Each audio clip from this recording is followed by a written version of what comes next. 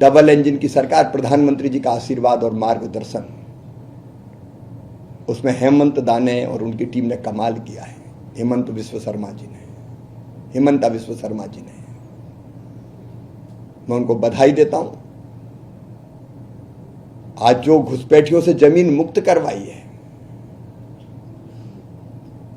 वो बहुत बड़ा काम है। और असम को सुरक्षित करना केवल असम को सुरक्षित करना नहीं है, हमारा संकल्प है विकसित आसाम, सुरक्षित आसाम।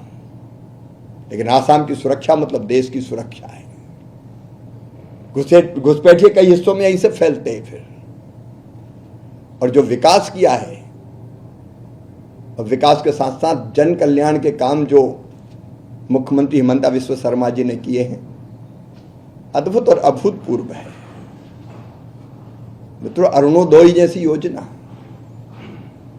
महिला सशक्तिकरण का प्रतीक है। परिवार की महिला मुखिया के खाते में जब पैसे आते हैं तो वो सारी राशि परिवार के कल्याण में खर्च होती है, जीवन स्तर उठता है। बेटियों की शिक्षा के लिए जो काम किया है सचमुच में अद्भुत है। बहन और बेटियों का आर्थिक सशक्तिकरण, सामाजिक सशक्तिकरण, राजनीतिक सशक्तिकरण और शैक्षणिक सशक्तिकरण के लिए जो योजनाएं बनाई है। अब यहां 3 लाख हमारी लखपति दीदी हैं और अब तो दुगना करने का लक्ष्य तय हुआ है।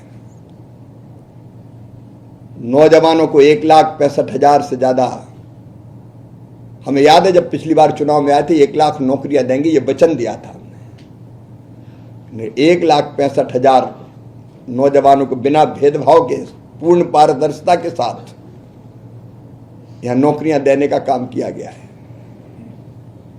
यहां शिक्षा के साथ साथ स्वास्थ्य के क्षेत्र में अद्भुत काम हुआ है। अब मेडिकल कॉलेजों की संख्या हमें अचंभित करती है। यहां पिछले दिनों प्रधानमंत्री जी आए थे और उन्होंने किसानों के खाते में इसी धरती से लगभग 20,000 करोड़ रुपए की राशि स्थानांतरित करने का काम किया था। लेकिन किसान कल्याण की अनेकों योजनाएं आसाम में केंद्र सरकार के सहयोग से चल रही है। आसाम की खेती एक मिसाल बनेगी, यह हार्टिकल्चर का हब बनेगा। मैं उस पर विस्तार से नहीं जा रहा, लेकिन केंद्र सरकार की सारी योजनाएं, प्रधानमंत्री किसान सम्मान निधि, किसान क्रेडिट कार्ड, प्रधानमंत्री कृषि सिंचाई योजना, प्रधानमंत्री फसल बीमा योजना, सब पर यह सरकार बहुत अच्छा काम कर रही है।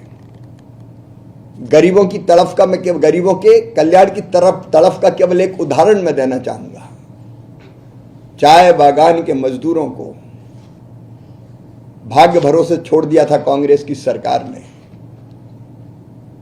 उनके पास अपनी जमीन नहीं थी, पट्टा नहीं था, इसलिए आवास का, प्रधानमंत्री आवास योजना का लाभ भी उनको नहीं मिल पाता था। लेकिन मैं मुख्यमंत्री जी को बहुत बहुत बधाई देता हूं कि उनको जमीन का मालिक बनाया। पिछले दिनों जब प्रधानमंत्री जी पधारे थे तो उनको जमीन का अधिकार दिया।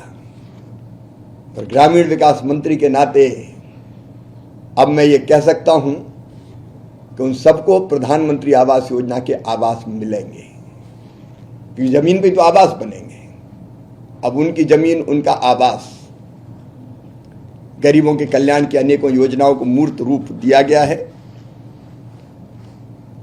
और आप फर्क देखिए सरकार में।